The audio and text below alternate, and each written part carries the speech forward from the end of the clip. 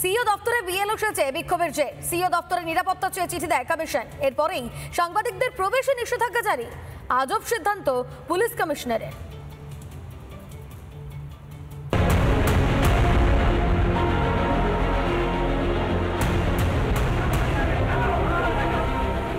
রাজ্যের মুখ্য নির্বাচনী আধিকারিকের দপ্তরের বাইরে গার্ডরেল, চারপাশে পুলিশের ছয়লাভ।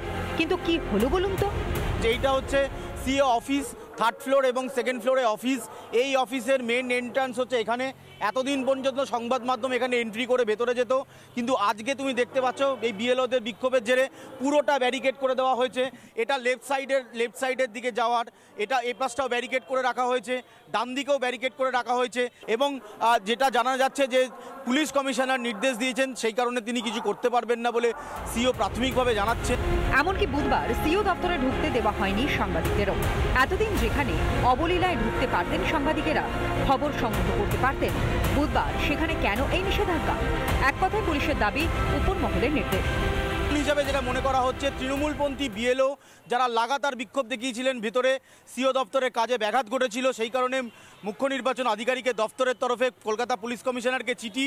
সেই চিঠির পর সিইও অফিসের বাইরের ছবি দেখাচ্ছি, পুলিশের ছয়লাভ। এসআইআর ভণ্ডুল করতে সোমবার তৃণমূলপন্থী বিএলওদের নাটক দেখেছে বাংলা। আচ্ছা, তৃণমূলপন্থী বিএলওদের সেদিন অনুমতি দিলে কেন সাংবাদিকদের বেলায় পুলিশের নিষেধাজ্ঞা?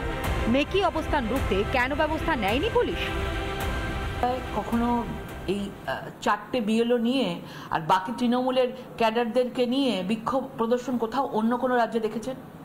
মানে এই রাজ্যে কোনো সংবিধান নেই, বিভিন্নভাবে প্রেশার সৃষ্টি করার একটা তৈরি করা হচ্ছে, যাতে মানে নির্বাচন কমিশন যেন প্রেশারে থাকে এবং সেখানে যেন তারা এই এসআইআর বন্ধ করে দেয়। সাংবাদিকেরা সিইও দপ্তরে ঢুকলে কিসের সমস্যা? কলকাতা পুলিশ কমিশনার মনোজ বর্মার নির্দেশিকাই বা কোথায়? তাহলে কি সংবাদ মাধ্যমের কণ্ঠরোধের চেষ্টা? অনুপম পাত্রের রিপোর্ট, রিপাবলিক বাংলা। নানা ধরনের কন্টেন্ট দেখার জন্য লাইক করুন, শেয়ার করুন আমাদের ফেসবুক পেজ, সাবস্ক্রাইব করুন আমাদের ইউটিউব চ্যানেল। পাশাপাশি অন্যান্য ব্রেকিং নিউজের জন্য অবশ্যই চোখ রাখুন রিপাবলিক বাংলায়।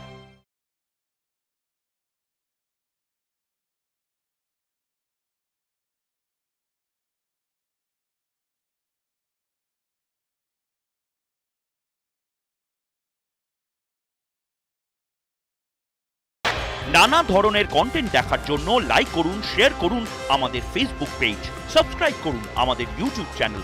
পাশাপাশি অন্যান্য ব্রেকিং নিউজের জন্য অবশ্যই চোখ রাখুন রিপাবলিক বাংলায়।